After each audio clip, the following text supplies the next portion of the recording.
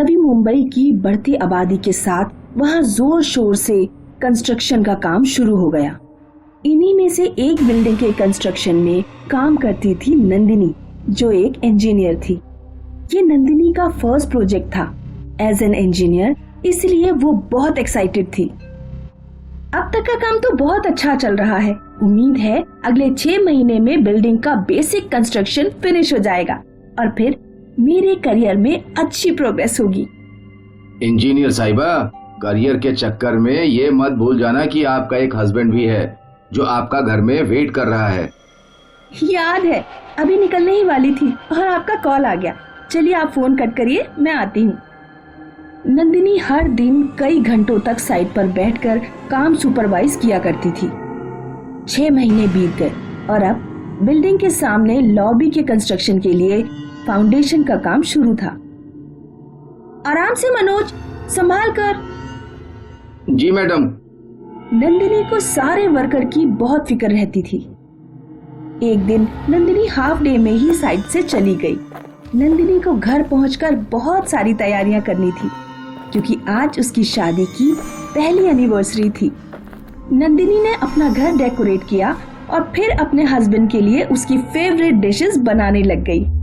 सब कुछ हो जाने के बाद नंदिनी ने एक बहुत अच्छी ड्रेस पहनी और अब वो रेडी थी।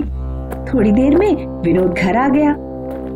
Surprise, happy anniversary. Wish you the same. मुझे लगा था तुम भूल गई थी। ऐसे कैसे हो सकता है मिस्टर हस्बैंड कि मैं अपनी एनिवर्सरी ही भूल जाऊं?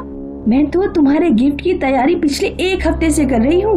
ये देखो, तुम्हें फोटोग्राफी का शौक है, इसीलिए कैमरा। अरे वाह, I love you Nandini. Vinod अपना गिफ्ट देखने में मगन हो गया।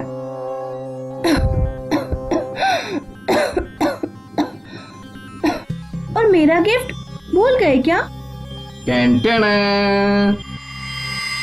विनोद ने नंदिनी को डायमंड नेकलेस गिफ्ट किया, जो देखकर नंदिनी बहुत खुश थी। वो लोग आपस में बात कर ही रहे थे कि अचानक नंदिनी का फोन बजा।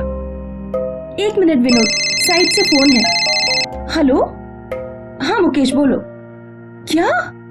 कैसे? सुबह तक तो सब ठीक था। ठीक है, मैं आ रही हूँ। तुम अभी जाओगी? साइट पे एक प्रॉब्लम हो गई है, अर्जेंट जाना पड़ेगा। मैं 2 घंटे में आ जाऊंगी, तब तक तुम फ्रेश हो जाओ प्लीज।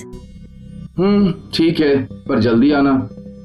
नंदिनी अपने घर से साइट के लिए निकली। वो कंस्ट्रक्शन साइट पर पहुंची और वहां के सुपरवाइजर ने नंदिनी को प्रॉब्लम बताई। पर टेरेस का काम तो 1 महीने पहले ही हुआ था। अचानक वहां के वॉल में क्रैक कैसे आ सकता है? यही नहीं समझ आ रहा है मैडम, आप चलकर खुद देख लीजिए। ठीक है, चलो देखते हैं। नंदिनी सुपरवाइजर के साथ ऊपर गई और वहां दीवार पर आई हुई क्रैक देखने लगी। मैडम, अगर इस वॉल पे और लोड आया तो पूरी बिल्डिंग की वॉल में क्रैक आ जाएगा, पर ये क्रैक क्यों आया ये पता नहीं चल रहा है। नंदिनी सुपरवाइजर की ओर मुड़ी और अचानक उसका पैर फिसला और उसका बैलेंस बिगड़ गया।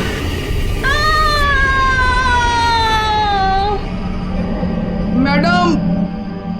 नंदिनी सीधा लॉबी की कंस्ट्रक्शन की रॉड्स पर गिर गई और वो रॉड नंदिनी के आर पार हो गई। नंदिनी को बड़ी ही दर्दनाक मौत मिली। अक्सर नंदिनी की फोटो देखकर रोया करता था। कंस्ट्रक्शन का काम रुका नहीं, वो चलता रहा। लेकिन सूरज ढलने के बाद लोगों को नंदिनी की चीख सुनाई देती थी। चीख सुनकर लेबर भागने लगे। जैसे तैसे बिल्डिंग के कंस्ट्रक्शन का काम पूरा हुआ। वहां लोग आकर रहने लगे, लेकिन हर रात लोग नंदिनी की चीखों से सहम जाते थे। फिर कुछ महीने बाद यहाँ एक औरत रहने आई, मधुलिका। मधुलिका एक मीडियम थी, मतलब वो आत्माओं से बातें भी कर सकती थी और आत्माएं उसके शरीर में दाखिल भी हो सकती थी। एक रात मधुलिका ने नंदिनी की आत्मा की चीख सुनी। वो उस दिशा में दौड़ पड़ी। मधुलिका ने देखा कि नंदिनी की आत्मा रो रही थी। क्या हुआ? तुम रो क्यों रही हो? क्या तुम मुझे देख सकती हो? हाँ, पर कैसे? क्योंकि मैं एक मीडियम हूँ, इंसानों और आत्माओं के बीच। तुम्हारी आत्मा यहाँ कैसे आ गई? नंदिनी की आत्मा ने उसे अपनी कहानी सुनाई। ओह, तुम्हारे साथ बहुत बुरा हुआ, पर तुम्हारी आखिरी विश क्या थी जो अधूरी रह गई, जो तुम यहीं फंस गई? मैं अपने हस्बैंड को अपने हाथ से खाना खिलाना चाहती थी, लेकिन उससे पहले ही मेरी मौत हो गई। मैं तुम्हारी ये विश पूरी कर सकती हूँ और तुम्हें मुक्ति भी दिलवा सकती हूँ। क्या ये सच में हो सकता है?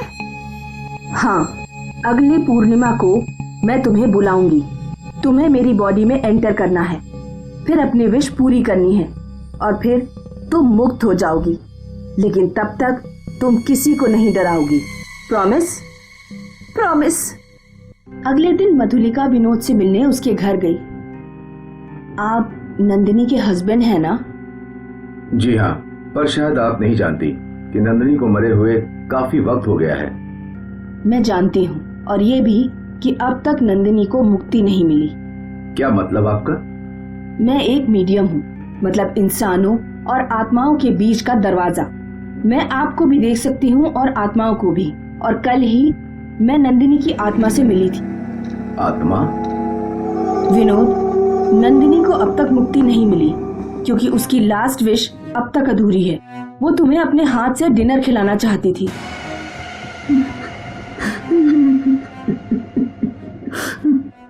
जब तक उसकी लास्ट विश पूरी नहीं होगी, उसकी आत्मा भटकती ही रहेगी। लेकिन अब ये कैसे पॉसिबल है? पॉसिबल है, शायद इसीलिए मुझे उस बिल्डिंग में लाया गया। मैं एक मीडियम हूँ। कोई भी आत्मा मेरे बुलाने से मेरी बॉडी में आ सकती है और अगली पूर्णिमा को नंदिनी की आत्मा मेरे शरीर में होगी। तब वो तुम्हें खाना खिलाएगी, शायद रोएगी भी, पर इससे उसे मुक्ति मिल जाएगी। इसीलिए आपको अगली पूर्णिमा की रात मेरे घर आना होगा। मैं जरूर आऊंगा।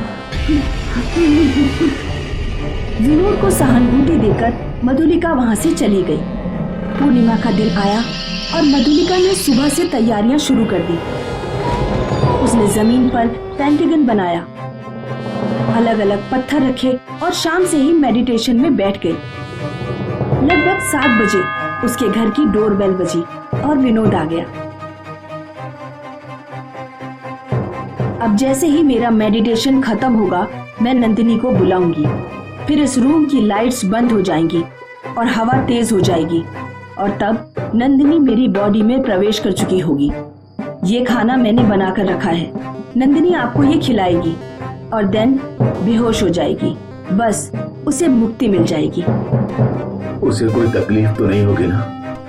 नहीं। ठीक है। और फिर मधुलिका मेडिटेशन करने लगी।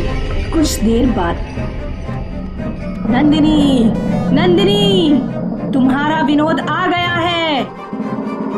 बस इतना बोलते ही हवाएं तेज हो गई।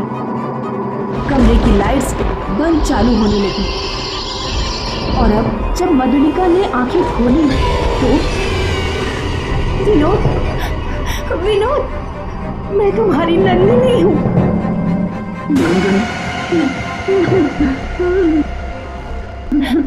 रो मत विनोद, वरना मैं भी अपने आप को संभाल नहीं पाऊंगी। बहुत देर तक दोनों एक दूसरे को देखकर रोते रहे। नंदिनी, तुम्हारी आखिरी विश। और विनोद ने नंदिनी के सामने प्लेट रख दी। नंदिनी ने रोते हुए एक रोटी का पीस तोड़ा और सब्जी में डुबोकर विनोद को खिला दिया। विनोद रोता हुआ खाना खा रहा था। नंदिनी उसे खिलाती गई और वो खाता गया। अब मेरे जाने का समय हो गया है। नंदिनी, नंदिनी, नंदिनी। और फिर नंदिनी बेहोश हो गई। विनोद कुछ देर तक रोता रहा और फिर उसने मधुलिका के चेहरे पर पानी मारा। आप ठीक हैं? जी हाँ, अब नंदिनी को मुक्ति मिल गई। अब उसकी चीख कभी किसी को सुनाई नहीं देगी। विनोद ने अपने आंसू पोंछे। Thank you.